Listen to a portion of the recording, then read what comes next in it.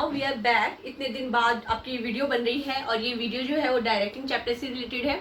आपको भी directing chapter पर आ गए हम। Yes, we have come on directing chapter. Directing पर हम आ गए हैं। स्टाफिंग हमने खत्म कर लिया था, तो स्टाफिंग चैप्टर के अंदर बहुत सारी चीजें पढ़ ली थी हम लोगों ने, जैसे कि स्टाफिंग की डेफिनेशन हमने पढ़ी थी, प्रोसेस दोनों पढ़ी थी, स्टाफिंग की और सिलेक्शन की, और उसके अलावा हमने ट्रेनिंग एंड डेवलपमेंट ये भी पढ़ा था।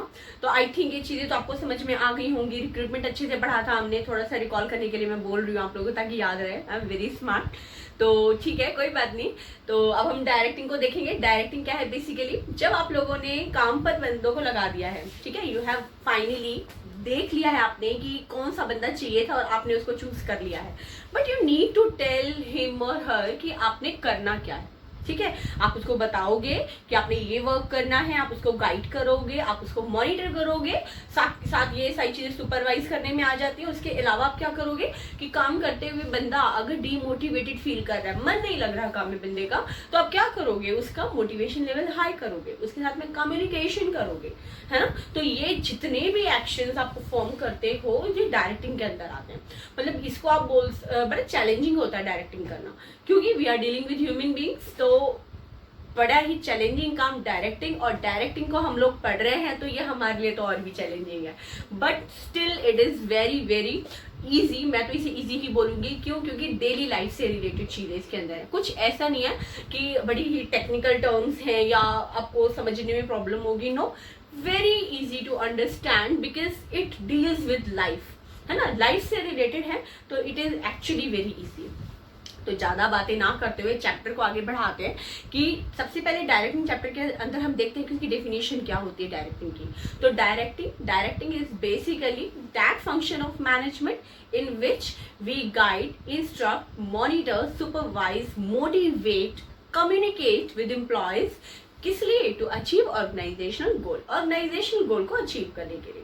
देखिए डेफिनेशंस जो हैं, जब इनके अंदर आप मेन की एलिमेंट्स की वर्ड्स को डाल देते हैं तो आपकी डेफिनेशन कोई भी हो वो कंप्लीट हो जाती है। यानी कि उस फंक्शन के इंपॉर्टेंट पॉइंट्स अगर आप किसी डेफिनेशन को डाल के और बाद में अगर आप ये कर देते हैं कि what is it same, to achieve organisational goal, क्योंकि हो किस लिए रहा है? टारगेट को अचीव करने के लिए। तो दैट इज डायरेक्टिंग कि you have to instruct, guide, motivate, monitor and communicate with employees to achieve organizational goal. That is your directing definition. Okay, जब हम डायरेक्टिंग डेफिनेशन कर लेते हैं तो उसके बाद उसके फीचर्स भी होते हैं और उसकी इंपॉर्टेंस भी होती है। तो ये तीनों चीजें, डायरेक्टिंग की डेफिनेशन एक बार और डायरेक्टिंग के फीचर्स और साथ में इसकी इंपॉर्टेंस, हम एक वीडियो के थ्रू देखेंगे। तो let's see that video. See definition of directing. Directing refers to process of instructing, guiding, counseling, motivating and leading people in organization to achieve its objective। यानी कि सारी एक्टिविटीज क्यों हो रही हैं? ऑर्गेनाइजेशन के टारगेट को अचीव करने के लिए। Now let's see what are the features of directing. First one is directing initiates action. डायरेक्टिंग की वजह से एक्चुअल में वर्क स्टार्ट होता है, प्लान्स जो है एग्जीक्यूशन में आते हैं और जो परफॉर्मेंस है वो आप अचीव कर पाते हो। यानी कि एम्प्लॉयज परफॉर्मेंस कब देंगे? जब यू विल टेल देम कि क्या करना है क्या नहीं करना है, उनको काउंसिल करते रहोगे, टाइम टाइम पर मोटिवेट करते रहोगे, लीडरशिप करते रहोगे, तो देन एक्चुअल में वर्क आपका स्टार्ट हो जाएगा। सेकंड है directing is a pervasive function of management. Pervasive मतलब तीनों लेवल पर जरूरी है, टॉप लेवल पे भी जरूरी है, मिडिल पे भी, लोअर पे भी। लेकिन लोअर लेवल पे क्या होता है कि जो लोअर लेवल के मैनेजर्स होते हैं यानी कि सुपरवाइजर, फोरमैन, ये सारे क्या करते हैं कि ज़्यादा टाइम देते हैं डायरेक्टिंग में कंपेरिजन में टॉप लेवल के मैनेजर्स से या फिर मिडिल लेवल के मैनेजर से। यानी कि वी कैन से दैट कि जो डायरेक्टिंग है वो ज़्यादा टाइम कंज्यूम करता है लोअर लेवल पर, बट होता तीनों लेवल पर है। तो it is pervasive function of the management.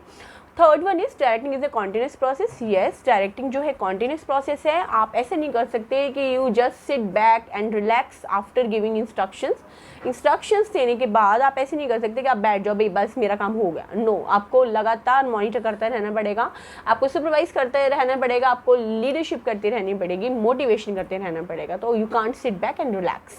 Okay, fourth one is directing flows from top to bottom. Yes, directing जो है टॉप से बॉटम की तरफ आती है। देखिए जब भी आप डायरेक्टिव्स देते हो, है ना, किसी को ऑर्डर्स देते हो या किसी को कुछ काम करने के लिए बता रहे होते हो, तो ऑब्वियस सी बात है कि आप एक हायर पोजीशन पर हो और जिसको आप बता रहे हो that is on the lower position.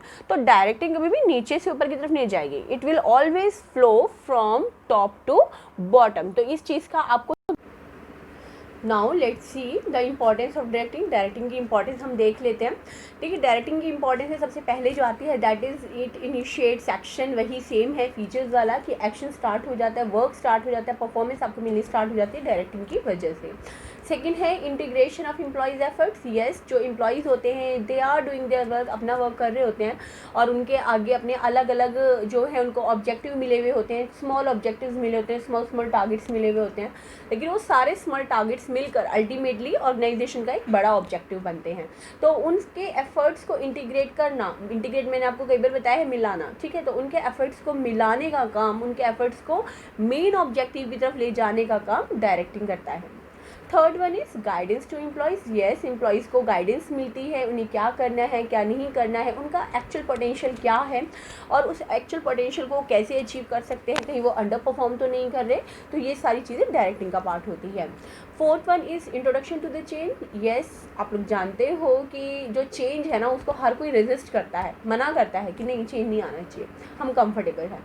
तो लेकिन हमारे चाहने से तो कुछ नहीं होता ना, तो हमें चेंज तो लेकर आने पड़ते हैं। You know management is dynamic, business environment is dynamic, उसके according we have to change. तो एम्प्लॉयज़ जो होते हैं उनके पास टेंडेंसी होती है कि वो रेजिस्ट करते हैं। तो एक अच्छा जो डायरेक्टर होता है वो एम्प्लॉयज़ का माइंडसेट चेंज कर देता है कि वो फिर जो भी चेंज आ रहा है उसको हैप्पीली एक्सेप्ट करते हैं और उनको लगता है कि जो भी चेंज हो रहा है हमारे बेनिफिट के लिए हो रहा है, हमारे फ़ायदे के लिए हो रहा है और हमारी फर्म के फ़ायदे के लिए हो रहा है। तो डायरेक्टिंग की वजह से जो चेंज है आप उसको ईजिली ला पाते हो, क्योंकि डायरेक्टर या अच्छा मैनेजर क्या करता है, वर्कर्स के माइंडसेट को चेंज कर देता है। ओके, इसके बाद है मीन्स ऑफ मोटिवेशन। आपको पता है डायरेक्टिंग के अंदर हम मोटिवेशन करते हैं, एम्प्लॉयज़ को काम करने के लिए हम जागृत करते हैं और उनका माइंड बना देते हैं वर्क करने के लिए। और उसके लिए हम क्या तरीके अपनाते हैं, फाइनेंशियल एंड नॉन फाइनेंशियल, बहुत सारे तरीके हैं, वो हम आगे पढ़ेंगे। ओके, आगे स्टेबिलिटी एंड बैलेंस। स्टेबिलिटी और बैलेंस कैसे बना रहता है कि सारे एम्प्लॉयज़ कोऑपरेशन में वर्क करें, कोऑर्डिनेशन में वर्क करें, वो पॉसिबल होता है डायरेक्टिंग की वजह से। कई बार कहा भी जाता है कि जो कोऑर्डिनेशन है वो डायरेक्टिंग का बाय प्रोडक्ट है, यानी अच्छा डायरेक्टर, अच्छा मैनेजर कोऑर्डिनेशन लेकर आ ही जाता है। तो उसकी वजह से क्या आती है ऑर्गेनाइजेशन में, स्टेबिलिटी एंड बैलेंस। लड़ाई झगड़े नहीं होते, वर्कर्स काम छोड़ के नहीं जाते और वो मन लगाकर काम करते हैं। तो अब आपने डायरेक्टिंग के फीचर्स भी देख ली, इंपॉर्टेंस भी देख ली। इसमें एक चीज आपको मेन समझ में आ रही होगी, दैट इज कि इट इनिशिएट्स एक्शन। इनिशिएट मतलब शुरू करना, एक्शन मतलब काम। डायरेक्टिंग के बाद काम एक्चुअली स्टार्ट हो जाता है। नहीं, अब तक हम क्या कर रहे थे, प्लानिंग कर रहे थे, हम ऑर्गेनाइजिंग कर रहे थे, स्टाफिंग कर रहे थे, बट काम शुरू नहीं हो रहा था। काम शुरू कब हुआ, डायरेक्टिंग के बाद, जब हमने डायरेक्ट कर दिया that you have to do this. तो वो डायरेक्टर वर्ड आपने सुना होगा मूवीज में। इस मूवी का डायरेक्टर कौन है, डायरेक्टर कौन, जो बंदा ये बता रहा है हीरो को कि you have to do this, ये इमोशन लेके आना है, एक्ट्रेस को बोल रहा है कि आपके अंदर ये इमोशन होना चाहिए, no no you are going wrong, no no यहाँ पर ऐसा नहीं चलेगा, आपको ऐसे करना है ना। तो ये सारी चीजें डायरेक्टिंग का पार्ट है, डायरेक्टर करता है सारी चीजें। और अगर एक चीज नहीं होती तो उसके लिए फिर बार बार जो है वो उनको इंस्ट्रक्ट करता रहता है, गाइड करता रहता है, मॉनिटर करता रहता है। अगर उसने अपना काम छोड़ दिया तो गई मूवी काम से। तो सेम बिजनेस में भी है, मैनेजमेंट में भी है कि जो मैनेजर है उसको डायरेक्टिंग करनी पड़ती है, पूरी नजर रखनी पड़ती है एम्प्लॉइज के ऊपर कि what they are actually doing. तो उसकी वजह से काम स्टार्ट भी हो जाता है, इट इनिशिएट्स एक्शन, काम की शुरुआत हो जाती है। ओके, तो आगे टॉपिक को बढ़ाते हुए मैं आपको बता दूं कि डायरेक्टिंग के 4 एलिमेंट्स होते हैं जो आगे चैप्टर में हैं और जिनके ऊपर बाकी का चैप्टर बेस्ड है। तो वो कौन से होते हैं, LCMS। आप लोगों ने मैथ्स पढ़ा होगा छोटी क्लासेस में, जूनियर क्लासेस में, तो वहां पर आपने एलसीएम बहुत देखा होगा, है ना, एलसीएम निकालना होता था। तो उसमें एस और लगा दो, LCMS, it is very easy. तो L for leadership, C for communication, M for motivation and S for supervision. तो ये सारी चीजें जो हैं पार्ट है किसका, डायरेक्टिंग का। तो डायरेक्टिंग चैप्टर को जब हम देख रहे हैं और उसको पढ़ रहे हैं अच्छे तरीके से, तो इसके एलिमेंट्स भी पढ़ेंगे, उनको छोड़ नहीं सकते। तो आगे के वीडियो में हम देखेंगे सुपरविजन और साथ के साथ हम देखेंगे मोटिवेशन। मोटिवेशन मेरा बहुत फेवरेट टॉपिक है, उसको तो हम बहुत अच्छे तरीके से करने वाले हैं। उसके अंदर Maslow's need hierarchy theory आती है और मोटिवेशन के अंदर बहुत मतलब अपने आप में काफी डीप कॉन्सेप्ट हो जाता है ये, क्योंकि इससे क्या होता है, बंदे के अंदर काम करने की इच्छा जागृत करते हो, बंदा काम करने लग जाता है ना। तो जहां वो डीमोटिवेट हो रहा होता है, मन नहीं होता काम करने का किसी भी रीजन से, तो रीजन फाइंड आउट करना होगा ना, तब आप उसको क्या करोगे, मोटिवेट करोगे। तो अब एक बार इस वीडियो के थ्रू हम देख लेंगे कि व्हाट इज सुपरविजन और मोटिवेशन क्या है, और मोटिवेशन क्या है, तो मोटिवेशन के फीचर्स क्या है ये देखेंगे। उसके बाद मैं आपसे थोड़ा सा इंटरेक्ट करूंगी, देन उसके बाद हम मैस्लोज नीड हायरार्की थ्योरी देखेंगे। तो let's see that elements of directing. अब हम देखेंगे LCMS, जैसे मैंने आपको बताया था, L for leadership, C for communication, M for motivation and S for supervision. तो डायरेक्टिंग के हम एलिमेंट्स अब देख लेते हैं। फर्स्ट जो एलिमेंट है डायरेक्टिंग का, that is supervision. Supervision means super मतलब ऊपर, और विजन बने देखना, यानी कि ऊपर से देखना, निगरानी रखना, ठीक है। सुपरविजन जो है वो लोअर लेवल पर बहुत ज़्यादा ज़रूरी वर्क है और बहुत ज़्यादा ज़रूरी कड़ी हम बोल सकते हैं। जो ऊपर के मैनेजर्स होते हैं, वर्कर्स होते हैं, उनके बीच में एक पिन का काम करता है, लिंकिंग पिन का काम करता है सुपरवाइजर। तो सुपरविजन की डेफिनेशन देखते हैं हम लोग। Supervision is the process of guiding, instructing and monitoring the subordinates to ensure that they perform their jobs in accordance with the plans and instructions. यानी कि जो जूनियर्स हैं उनको गाइड करना, इंस्ट्रक्ट करना, मॉनिटर करना, किस लिए, ताकि वो काम वैसे ही करें जैसे उनको गाइड किया गया है, जैसे उन्हें इंस्ट्रक्शंस मिले हैं। और इंस्ट्रक्शंस कैसे मिले हैं, प्लान्स के अकॉर्डिंग। तो प्लान्स के अकॉर्डिंग जो भी उनको इंस्ट्रक्शंस मिले हैं उनके अकॉर्डिंग ही वर्कर्स वर्क करें, इसके लिए ज़रूरी है उनका सुपरविज़न करना, ठीक है। सुपरविज़न जो होता है बहुत एक तरीके से इम्पॉर्टेंट वर्क है। क्योंकि ये वर्कर्स के एकदम डायरेक्ट कांटेक्ट में रहते हैं। वर्कर्स को क्या प्रॉब्लम्स आ रही हैं, वर्कर्स की क्या जो हैं उनके वर्क करने के बीच में क्या ऑब्स्टेकल्स उनको आ रही हैं, तो वो सारे रिमूव करने का काम जो है वो सुपरवाइज़र करता है। स्टेबिलिटी लेकर आता है ऑर्गेनाइजेशन के अंदर, क्योंकि वर्कर्स अगर हैप्पी होते हैं तो वो मन लगाकर काम करते हैं और फिर काम छोड़ के जाना भी नहीं चाहते हैं। और एक तरीके से इंफॉर्मेशन, फीडबैक भी प्रोवाइड करता है वर्कर्स के बारे में सीनियर्स को। तो supervision one of the most important element of directing. Okay, now आगे हम देख लेते हैं जो सुपरविजन के बाद हम पढ़ने वाले हैं, दैट इज़ मोटिवेशन। मोटिवेशन मैंने आपको बताया ही था कि मोटिवेशन के अंदर हम एम्प्लॉयज़ को स्टिमुलेट करते हैं, है ना। तो एक बार डेफिनेशन देखिए इसकी। Motivation is the process of stimulating the people to action to accomplish desired goals. यानी कि जो वर्कर्स हैं, जो पीपल हैं, उनको स्टिमुलेट करना। वैसे स्टिमुलेट का मतलब होता है भड़काना, उकसाना, लेकिन यहाँ पर हम उकसा रहे हैं कि किसी अच्छे काम के लिए, है ना। तो उनको उकसाना यानी कि उनके अंदर काम करने की फीलिंग्स लेकर आना, और वो ऐसे काम करें जैसा हम चाहते हैं उनसे। काम करने के लिए रेडी हो जाएं, सिर्फ ये ज़रूरी नहीं है, वो काम करें जो हम चाहते हैं। तो इसके लिए हमें क्या देना पड़ेगा उन्हें, मोटिवेशन। डेफिनेशन अच्छे से देख लेना आप लोग। It is the process of stimulating people to action to accomplish desired goals. Okay, motivation के अंदर 3 चीज़ें आती हैं main: motive, motivation and the motivator. Motive क्या है, ये एक इंटरनल स्टेट है, जैसे भूख है ना, तो इंटरनल स्टेट है वो, नींद आ रही है, इंटरनल स्टेट है वो। ओके, मोटिवेशन क्या है, वो प्रोसेस है जिसके ज़रिए जो है वो डिज़ायर को सेटिस्फाई किया जाता है, या डिज़ायर आपकी बढ़ रही होती है, व्हाटएवर। तो वो सारी चीज़ें मोटिवेशन का पार्ट है, प्रोसेस है बेसिकली, कि वो कैसे डिज़ायर बढ़ी और कैसे आपने उसको शांत किया। मोटिवेटर वो टेक्निक जिसके ज़रिए हम उस डिज़ायर को या मोटिव को शांत करेंगे। तो ये सारी चीज़ें मोटिवेशन का पार्ट होती हैं। ओके, आप लोग जब देखोगे ना मोटिवेशन को, तो मतलब डेली लाइफ से रिलेटेड चीज़ है। मैं तो काउंसलिंग का भी वर्क करती हूँ, तो मुझे ये मोटिवेशन का टॉपिक मैंने आपको बताया, बार बार बताना अच्छा नहीं लगता, बहुत अच्छा लगता है टॉपिक ये। ओके, फीचर्स देख लेते हैं मोटिवेशन के हम लोग। फर्स्ट है, motivation is an internal feeling. जानते हो आप लोग, इंटरनल फीलिंग है, एक्सटर्नल नहीं है, अंदर से, दिल के अंदर से पैदा होती है। मन में वो इच्छा जागृत होती है, जब वो इच्छा पूरी होती है तो फिर हम खुश होते हैं और फिर मन लगा कर काम करते हैं। तो it is an internal feeling.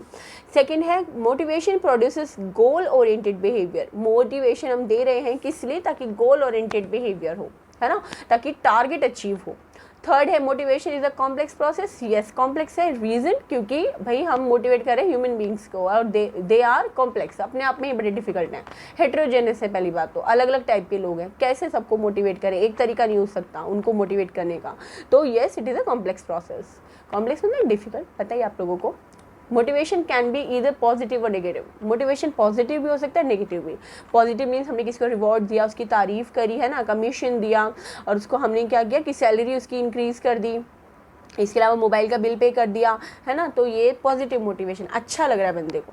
Negative motivation भी होता है, यानी कि आपने उसकी सैलरी कट कर ली, वर्क नहीं कर रहा है ढंग से, तो ठीक है अगली बार ढंग से काम करेगा, केयरफुल रह के काम करेगा, तो ये नेगेटिव मोटिवेशन है ना। आपने क्या किया कि लीव्स कम कर दी, कि आप वर्क नहीं कर रहे हो ढंग से, तो अब एक्स्ट्रा टाइम देके तब काम करो, तो पनिशमेंट, एज अ पनिशमेंट, तो उससे भी बंदा डर के ज़्यादा काम करता है ना। तो वो मोटिवेशन कौन सा हो गया, नेगेटिव मोटिवेशन। तो दोनों टाइप के मोटिवेशन होते हैं, पॉजिटिव भी और नेगेटिव भी। ये डिपेंड करता है कि हम कौन सा मोटिवेशन का तरीका चूज़ कर रहे हैं अकॉर्डिंग टू द पर्सन जो हमारे सामने है। Okay, motivation is a continuous process, लगातार चलती रहती है। एक मोटिवेशन का तरीका अपनाया, बंदा सेटिस्फाइड, अगली बार वही करेंगे, नहीं सेटिस्फाइड होगा, नया तरीका अपनाना पड़ेगा। तो it is a continuous process. देखा कि मोटिवेशन क्या है, सुपरविजन क्या है, मोटिवेशन के फीचर्स क्या है, ठीक है। तो अब हम देखते हैं कि मैस्लोज नीड हायरार्की थ्योरी, जिसकी मैं आपसे बात कर रही थी उस वीडियो से पहले भी, कि मेरी बहुत फेवरेट है। इसके अंदर जो नीड्स होती हैं ह्यूमन बींग्स की, उनको हायरार्कियल ऑर्डर दिया जाता है, ठीक है। वो हायरार्कियल ऑर्डर का मतलब क्या है कि सबसे पहली नीड्स कौन सी है, बेसिक नीड्स कौन सी है, जिनको फुलफिल करना बहुत ज़रूरी है। अगर फुलफिल नहीं है वो, तो बंदा कैसे रिएक्ट करेगा, या उसका काम में मन नहीं लगेगा। और उसके बाद अच्छा वो फुलफिल हो गई, तो फिर कौन सी नीड है जिसको हम सेटिस्फाई करेंगे तो बंदा और मोटिवेट होगा। वो भी सेटिस्फाई हो गई, तो फिर कौन सी नीड्स है, फिर कौन सी नीड्स है, ये ना लेवल्स डिसाइडेड है, ठीक है। तो 5 लेवल्स हैं, तो हम उसके बारे में आगे वीडियो में डिस्कस करेंगे। आपको थोड़ा सा बता देती हूँ। पहला है आपका बेसिक नीड्स, जैसे फूड, शेल्टर एंड क्लोथिंग, है ना। ये बेसिक नीड्स हैं, इनके बगैर तो बंदा सर्वाइव ही नहीं कर सकता। तो उसकी अगर यही नीड्स पूरी नहीं हो रही हैं, तो काम में मन कैसे लगेगा। तो अगर आपके एम्प्लॉयज़ या आपके अंडर जो भी वर्क कर रहे हैं, उनकी नीड्स फुलफिल नहीं हो रही है, तो प्लीज़ पहले उनको फुलफिल कीजिए, ताकि उस बंदे का काम में मन लग सके। इसके बाद होती है आपकी safety and security needs. Safety and security needs के अंदर क्या रहता है कि हर एक बंदा सेफ होना चाहता है, सिक्योरिटी चाहता है, थोड़ी फ्यूचर के लिए सिक्योरिटी चाहता है, जॉब में सिक्योरिटी चाहता है, फ्रीडम चाहता है थोड़ी सी, और ऑटोनॉमी चाहता है, ठीक है। तो वो चाहता है मेरी फ्रीडम की भी सेफ्टी रहे, है ना, उसकी जो प्रॉपर्टी है वो सेफ है, ठीक है। तो ये सारी चीज़ें सेफ्टी नीड्स के अंदर आती है कि हर एक बंदा सेफ होना चाहेगा। तो सेफ्टी नीड्स फुलफिल अगर आपने कर दी, तो बंदा मोटिवेटेड होगा और ज़्यादा काम करेगा। ओके, उसके बाद आती है आपकी बिलोंगिंग नीड्स, सोशल नीड्स ही बोल देते हैं हम इसको। देखो, वी आर ह्यूमन बींग्स, काम करते करते जो है हम बोर हो जाते हैं, या काम करते करते मोनोटोनस से हो जाते हैं। तो वी नीड कि कोई हमसे प्यार से बात करे, हमारे रिलेशंस बने, ठीक है, हमारे अच्छे फ्रेंड्स हों जिनसे हम बात कर सकें, हम उनके साथ में टाइम स्पेंड कर सकें। तो ये सारी चीज़ें सोशल नीड्स के अंदर आती हैं, बिलोंगिंगनेस नीड्स के अंदर आती है। हम कंपेनियनशिप चाहते हैं कि कोई हमें समझे, ठीक है। तो उन नीड्स को पूरा करने के बाद we can move on to the next higher need, which is esteem need. Esteem need के अंदर क्या होता है कि हम चाहते हैं कि हमारी इज्जत हो, है ना, हमारा एक स्टेटस हो, हमारा एक रुतबा हो, जो हम काम कर रहे हैं उसकी पहचान हो। तो वो कैसे फुलफिल हो सकता है, आप स्टेटस दोगे अपने एम्प्लॉयज़ को। एक मान लिया कि एक बहुत अच्छा एम्प्लॉय है जिसने कोई इतना अच्छा अपने टारगेट को अचीव किया है जो आज से पहले किसी ने नहीं किया, है ना। तो आप क्या करोगे, उसको एम्प्लॉय ऑफ द ईयर का अवार्ड दे सकते हो। तो ऐसा करने से क्या होगा, ही विल बी मोटिवेटेड और मन लगा के काम करेगा। ओके, तो नेक्स्ट जो हाई लेवल की नीड है, that is self actualization need. अभी सेल्फ एक्चुअलाइजेशन नीड्स क्या है, देखो हर एक बंदे का ना एक छुपा हुआ टैलेंट होता है, हिडन टैलेंट होता है, और हर एक बंदा लाइफ में कुछ करना चाहता है। तो कई बार क्या होता है कि जिंदगी के आपाधापी में वो टारगेट तो पीछे रह जाता है, और वी आर जस्ट रनिंग, है ना। तो आप अपने एम्प्लॉय को और मोटिवेट करने के लिए उस नीड्स को पहचानोगे कि क्या इसकी नीड्स है, और क्या इसका टारगेट है, क्या इसका हिडन टैलेंट है, क्या ये एक्चुअल में करना चाहता था। तो उसको फुलफिल करके you can do the same motivation for him also. तो मैस्लोज नीड हायरार्की थ्योरी मैंने समझाया है आपको, I will make you understand in video also. तो आप उसको उसमें देखना, and then you will understand it. इसके अलावा जो हम वीडियो में देखेंगे, दैट आर द इंसेंटिव्स, ठीक है, कि मोटिवेशन करने के लिए एम्प्लॉयज़ को और ज़्यादा काम में उनका मन लगाने के लिए जो आप इंसेंटिव्स दोगे वो कितने टाइप्स के होते हैं। तो मैं आपको बता देती हूँ, वो 2 टाइप के होते हैं, financial and non financial. Financial में क्या होता है कि आप जो भी मोटिवेशन देते हो, इंसेंटिव देते हो, that can be termed in money, है ना, मनी में उसकी कुछ वैल्यू होती है, ओके। और नॉन फाइनेंशियल में क्या होता है, या नॉन मॉनेटरी में क्या होता है कि मनी में उसकी वैल्यू नहीं होती, जैसे कि आपने अभी मैंने एग्जांपल दिया था ना एम्प्लॉय ऑफ द ईयर का, तो उसमें वो मनी कुछ नहीं मिल रहा है, लेकिन क्या है, एक ही बंदा मोटिवेट हो रहा है। तो नॉन फाइनेंशियल का एग्जांपल हो गया। तो इनको हम एक बार इस वीडियो के थ्रू देख लेते हैं, then we will do leadership. आओ अब हम देखते हैं मैस्लोज नीड हायरार्की थ्योरी। ये एक यूएस साइकोलॉजिस्ट थे जिन्होंने ये बताया कि इंसान का बिहेवियर उसकी नीड्स के ऊपर डिपेंड करता है। ठीक है, तो उन्होंने क्या किया कि एक हायरार्किकल ऑर्डर तैयार किया जिसके थ्रू नीड्स को उन्होंने डिफाइन किया कि यही नीड्स हैं और इसमें सबसे लोअर लेवल की नीड्स ये हैं या हायर लेवल की नीड्स ये हैं। ठीक है, तो ये एक के बाद एक जब नीड्स सेटिस्फाई होती हैं तब बंदा जो है अपने वर्क में और मन लगा के काम कर पाता है। तो देखते हैं कौन सी हैं। देखिए सबसे बेस में जो है ना, दे आर फिजियोलॉजिकल नीड्स। आप देख रहे हो ना जो ऑरेंज कलर के इसमें है, फिजियोलॉजिकल नीड यानी food, shelter and clothing, air, water, ये सारी चीज़ें। फिर सेफ्टी नीड्स यानी कि फ्यूचर के लिए सेफ्टी, जॉब की सिक्योरिटी, प्रॉपर्टी की सिक्योरिटी, सारी चीज़ें। सोशल नीड्स, आपस के रिलेशनशिप्स, अच्छे mutual good relationships. Okay, esteem needs, किसी का स्टेटस, रुतबा है ना, और रिस्पेक्ट। सेल्फ एक्चुअलाइजेशन नीड्स कि बंदा क्या कर सकता है लाइफ में और उसने क्या क्या अचीव किया है, ये सेल्फ एक्चुअलाइजेशन नीड्स। अगर हम इनको और बढ़िया तरीके से डिफाइन करना चाहते हैं ना, तो हमें क्या करना पड़ेगा कि इन नीड्स को एक बार प्रॉपर तरीके से देखना पड़ेगा ताकि आप लोगों को अच्छे से समझ भी आ जाए। ठीक है, basic physiological needs, food, clothing, shelter etcetera.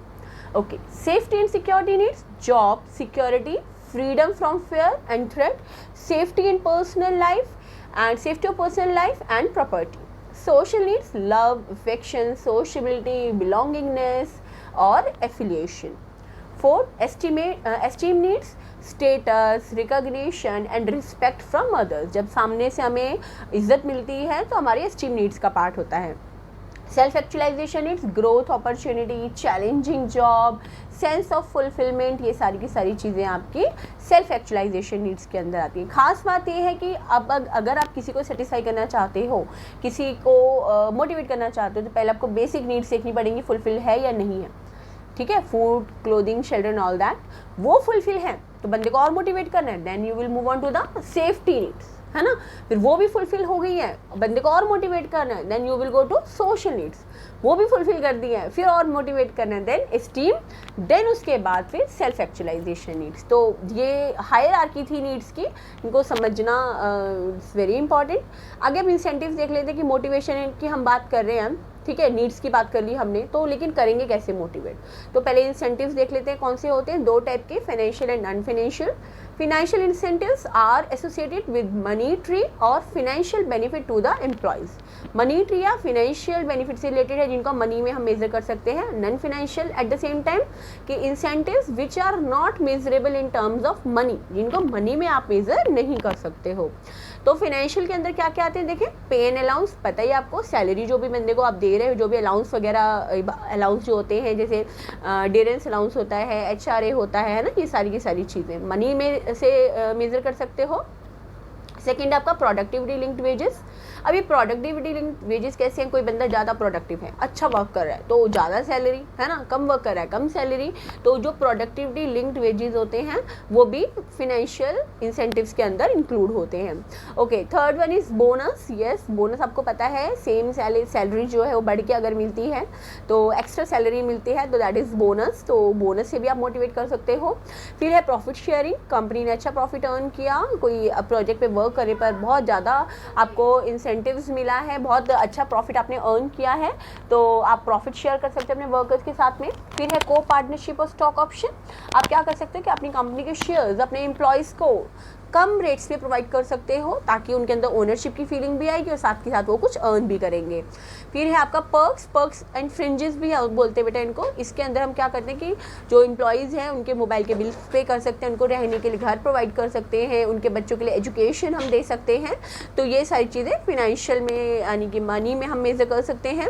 Okay, retirement benefits, pension आप प्रोवाइड कर रहे हो, है ना, रहने के लिए घर प्रोवाइड कर रहे हो आफ्टर रिटायरमेंट, तो ये सारी चीज़ें फिनेंशियल के अंदर आती हैं। फिर है कमीशन पता ही है आपको, सुनते हो आप लोग कि कोई टारगेट अचीव किया उसके ऊपर आप कमीशन प्रोवाइड कर रहे हो तो भी मनी में आप मेजर कर सकते हो। तो these were financial motivators. Okay, non financial देख लेते हैं। First one is status. आपने स्टेटस प्रोवाइड किया किसी को, है ना, एक अच्छी आपने पोजीशन प्रोवाइड कर दी कि you are having this and this position, है ना, और उसके साथ ही कुछ अथॉरिटीज़ भी हैं, तो बंदे को क्या लगेगा कि यस आई एम दिस, ठीक है, आई होल्ड दिस पोजीशन। तो वो स्टेटस प्रोवाइड करके भी आप क्या कर सकते हो, मोटिवेट कर सकते हो। फिर है ऑर्गेनाइजेशनल क्लाइमेट। आपके ऑर्गेनाइजेशन का क्लाइमेट बहुत अच्छा है, आप बहुत अच्छे तरीके से जो एम्प्लॉयज़ हैं उनको मोटिवेट करते हो, वर्क कल्चर बहुत अच्छा है, इनिशिएटिव का पूरे में एटमॉस्फेयर है, तो ऑर्गेनाइजेशन क्लाइमेट अच्छा है, तो वर्कर्स मोटिवेट होकर काम छोड़ के नहीं जाना चाहते और अच्छे तरीके से वर्क करते हैं। फिर है जॉब सिक्योरिटी। जॉब सिक्योरिटी आपने प्रोवाइड कर दी कि अगर आप ढंग से वर्क करोगे तो आपकी जॉब कहीं नहीं जा रही है, आपकी जॉब यहीं रहेगी, बट बशर्ते आपको ढंग से काम करना होगा। तो इतना मनी में कुछ नहीं दे रहे हो, लेकिन हाँ उन्हें एक आश्वासन मिल रहा है कि yes if you are doing work properly you are not going anywhere. Okay, फिर है opportunity for career advancement. Yes, उनके कैरियर, कोई भी बंदा ना एक ही जगह पे स्टिल होकर रहना पसंद नहीं करता। स्टिल इन द सेंस जो भी वो वर्क कर रहा है वो चाहेगा कि आगे और वो ग्रो करे, है ना, प्रमोशन हो उसकी, तो उसकी भी अपॉर्चुनिटीज़ प्रोवाइड करके आप वर्कर्स को मोटिवेट कर सकते हो। फिर है जॉब एनरिचमेंट। चैलेंजिंग काम दो, है ना, नए नए काम दो उनको, तो इससे वो कई लोग उससे बहुत ज़्यादा मोटिवेट हो जाते हैं, तो डिपेंड करता है पर्सन टू पर्सन। ओके, फिर है एम्प्लॉय रिकग्निशन। कोई अच्छा काम करो उसकी पहचान करो, उसको आप एक तरीके से व्हाट से कि रिकग्निशन प्रोवाइड करो, उसके काम की पहचान हो, कोई अच्छा काम कर रहा है तो उसको फ़ायदा मिले उस चीज़ का, है ना, उसके अलग से नाम हो, तो वो आप एम्प्लॉयज़ रिकग्निशन के तौर पे, जैसे मैंने आपको बताया था, एम्प्लॉय ऑफ द ईयर इस टाइप के रिवॉर्ड देके, नेम्स देके, टाइटल्स देके आप उनको मोटिवेट कर सकते हो। फिर एम्प्लॉयज़ पार्टिसिपेशन। कोई भी आप डिसीजन लेने जा रहे हो, कोई इंपॉर्टेंट प्रोजेक्ट पे वर्क कर रहे हो, अगर हो सके तो अपने एम्प्लॉयज़ से सजेशंस लो, जिससे उनको पार्टिसिपेशन की फीलिंग आएगी and they will relate to you. Okay, फिर है एम्प्लॉयज़ एम्पावरमेंट। एम्प्लॉयज़ को पावरफुल बनाइए, आप ऑटोनॉमी उनको दीजिए ताकि अपने से रिलेटेड डिसीजन खुद ले सकें और ख़ुद को ज़्यादा पावरफुल फील कर सकें, तो इससे भी और ज़्यादा मोटिवेट होके कंपनी के लिए अच्छा वर्क करेंगे। तो ये सारे के सारे, तो अब हम लोगों ने देख लिया कि मोटिवेशन हम कैसे देंगे पर्सन्स को। बहुत सारे तरीके देने के, financial, non financial, Maslow's need hierarchy से भी काफ़ी हेल्प मिली लोगों को पहचानने की, अपने एम्प्लॉयज़ को समझने में। तो मुझे भी हेल्प मिल रही है आप लोगों को समझने में। आप लोग जैसे वीडियो को देखते हो, समझते हो, फिर जो है उसको अप्लाई करते हो अपनी लाइफ में, तो मुझे अच्छा लगता है कि आप लोग उसके थ्रू कुछ लर्न कर रहे होते हो। तो इसीलिए मैं बोलूँगी लर्न करते रहो, कीप वॉचिंग, देखते रहो वीडियो को, और जब तक समझना है, समझ आ जाए तो फिर मत देखना, कोई प्रॉब्लम नहीं है, बट जब तक समझ नहीं आ रही तब तक देखते रहो। ओके, आज के वीडियो के लिए यहीं पर एंड है। स्टूडेंट्स, कीप ऑन लर्निंग, देखते रहिए, पढ़ते रहिए, समझते रहिए एंड ट्राई टू लर्न। और कुछ प्रॉब्लम हो तो you can tell me in comment box also. फिर नेक्स्ट वीडियो के लिए, क्योंकि नेक्स्ट वीडियो में हम लोग करने वाले हैं अपना topic leadership and communication. Communication अपने आप में ही लंबा टॉपिक है, लीडरशिप बहुत छोटा टॉपिक है but very easy to understand. तो नेक्स्ट वीडियो में मिलते हैं। Till then bye bye, take care.